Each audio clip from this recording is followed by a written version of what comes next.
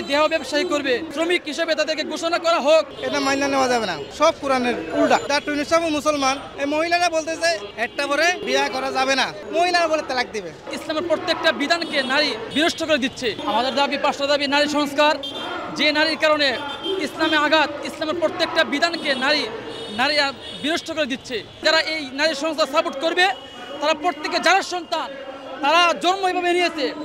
একজন লোক যদি সে বলে নারী কমিশন গঠন করছে, নারী দেহ ব্যবসায়ী করবে, শ্রমিক হিসেবে তাদেরকে ঘোষণা করা হোক, তারা এই কথা যে কথাটা সাপোর্ট করে, তারা প্রত্যেকে যারা সন্তান। যত মুসলিম আছে সবাইকে এক হওয়ার জন্য আহ্বান করছি। এটা মাইনা নেওয়া যাবে না। যে মহিলা যে প্রস্তাবটা দিয়েছে, প্রস্তাবটা সব কোরআনের উল্টা। এটা মুসলমান, যার টুনিসাম মুসলমান, এই কোরআনের বিরুদ্ধে এটা পাস করা যাবে না। এটা সব বন্ধ করা তাড়াতাড়ি, আমার একটা অনুরোধ, তাড়াতাড়ি বন্ধ করার দরকার। এটা কোরআনে আল্লাহ পাকে বলতেছে একটা বিয়ার কথা, 60টার কথা কইছে। এই মহিলারা বলতেছে একটা পরে বিয়া করা যাবে না। আল্লাহ কোরআনে বলতেছে তালাক পুরুষের তো দিবে, পুরুষে মহিলার দিবে। এখন কইতেছে মহিলারা বলে তালাক দিবে, মহিলারা তালাক দেওয়া যাবে, এটা কোরআন উল্টা না।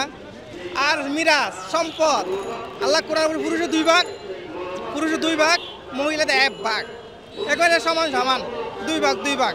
এর কোরআন উল্টা, সব কোরআন উল্টা, এটা মাইনে নেওয়া যাবে না। আমি ডক্টর ইউনূস স্যার বলতেছি, আপনি মুসলমানের সন্তান, মুসলমানের ঘরে জন্ম, বাংলাদেশে এই আইন পাস করা যাবে না। তাড়াতাড়ি এটা তো বন্ধ করলে ভালো হয়।